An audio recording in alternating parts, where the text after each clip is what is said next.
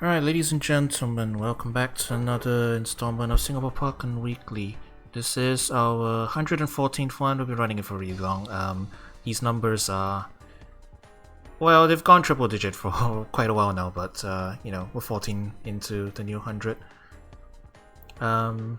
Hey mid. Alright, so, playing round robin this week, as we seem to be playing it quite a bit. And with me on the commentary desk today is Santa. Hey everyone. Over from the hey mid. Yep. Alright. Starting off with Antwerp versus Annie. Antwerp is running Lucario. Last few times he played at the weekly, he also ran Lucario. Yeah, I'm really interested to see where Antwerp is going with this Lucario. I think it's quite a natural fit for such a neutral-based player like Antwerp. So I'm excited to see how far he can take this. The last time we played him, he was definitely forcing all of us to play footsies, and from what I hear, he's going to be forcing Annie to play footsies as well. Which is going to be interesting because she's playing a projectile character.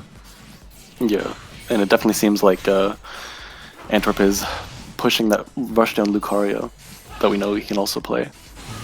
Ooh, interesting snipe with the JA, but getting caught. It's in a bit of a situation. Slowly trying to get her back into the corner, finds the CA through the store. Huge CA.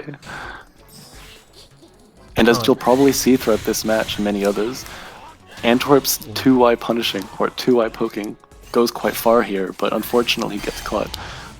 He's been doing a really good job of reading when Annie's been attempting to store power out of his pressure so far. Yeah. Getting the corner again and just pushing.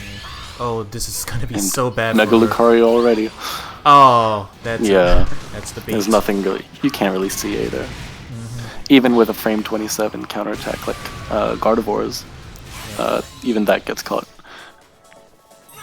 So I'd like to point out Annie's actually using Mimikyu, which she does use occasionally, but it's a bit rare to see compared to her usual Snivy. And I think it's specifically a character counterpick here because if you can do anything you can to weaken Mega Lucario, the better, right? That's definitely true. Although, that being said, that was an interesting call with Mimikyu right there. Trying to parry, I think, Bone Rush there. Didn't work out for her. Now she's stuck in the corner again. And the CA giving Antwerp so much mileage. It's really bullying her into the corner, but just like that, she gets right up. And critical CA. That'll be all the momentum she needs to start her field phase pressure. And an unfortunate miss with the JY going in between the arrows.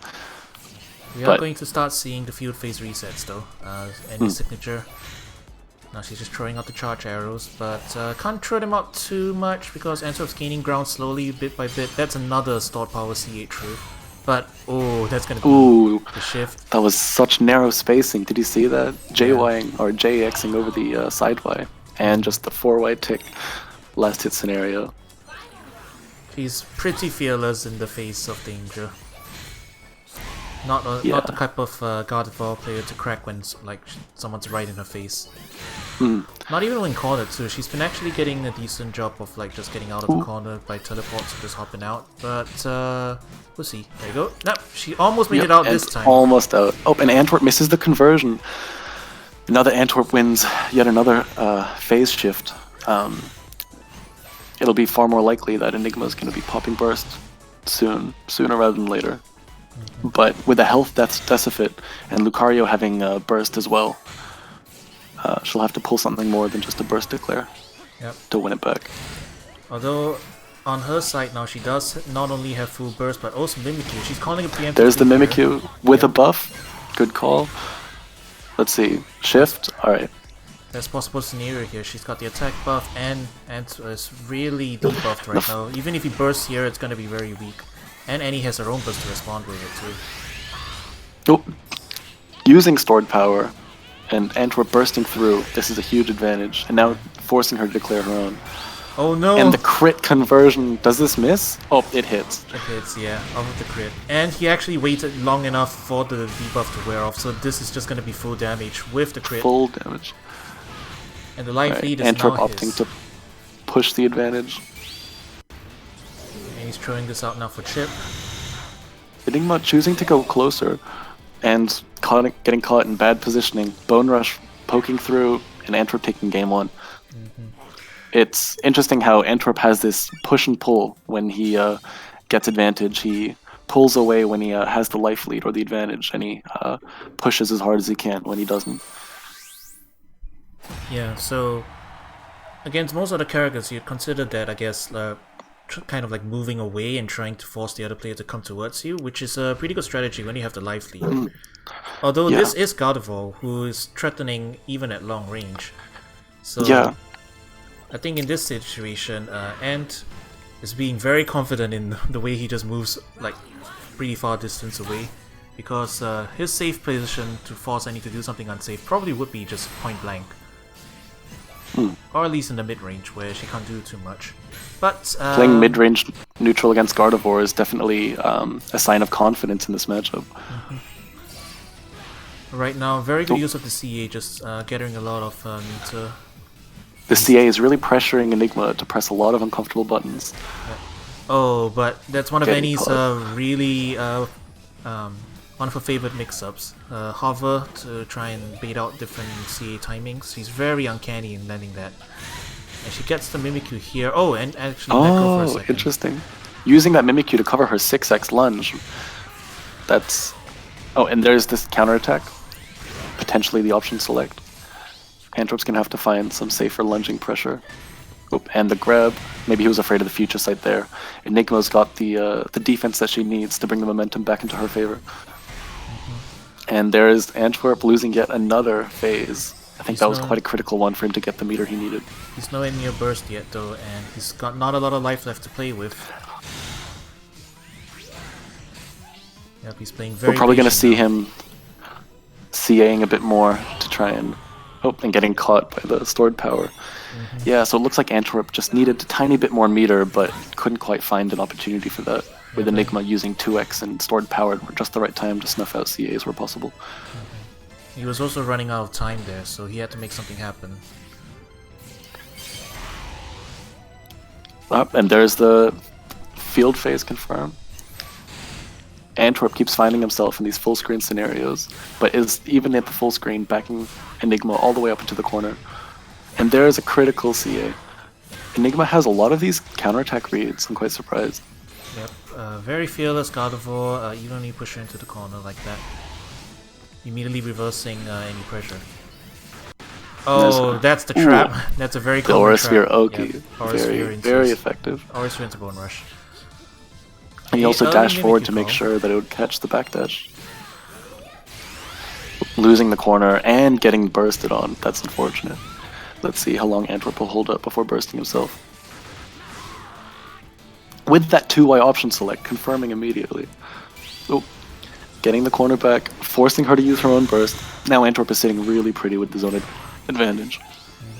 Point blank burst does force you to block it. Can't do too much else against it, but He's walking in. There's the burst.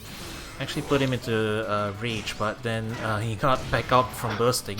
Not like it's gonna make too much difference though. With only 7 seconds left on the clock and 38 life on the side of Annie. Antwerp opting to go in. All right, 2 seconds left. She needs to land one more hit though. Oh my Yeah, god! there it is. That's huge. Wow, That can't feel good if you're Antwerp. Yeah, all he needed to do was hold block, and he would have gone. Maybe he With a wasn't telegraphed watching the attack time. like that too. Maybe he was scared of the chip, but I'm sure he could have counterattacked dash cancelled. Yeah, probably. Well, everyone's human, so Yeah. one round back to Annie. Let's see if Antwerp adapts with more counterattacks in full screen. It seems like he really doesn't want to be at that full screen range at all. And that's why he's forcing his CQC as much as possible in field phase. But just like we saw at the end of last game, forcing CQC against an opponent who's very trigger happy might not have, I guess, the mix-up outcomes that you're hoping for all the time. It's a bit risky. Pressuring already. Oh, dropping a huge confirm there. Ooh, getting another confirm. The 5x wall split. That's already half a meter for Ant. And another shift. Alright, this is a huge advantage. But opting to keep pressuring, even with a life lead. looks much. like Ant's lost his confidence in the mid screen now. Yeah. Still, he is doing a lot better than the last round. Ooh, I've never seen interesting Energy pop. Ball do that before. Yeah, pop from behind. Alright. Immediate reaction Ooh. to the Mimikyu. But looks like that But- was what Annie was waiting for.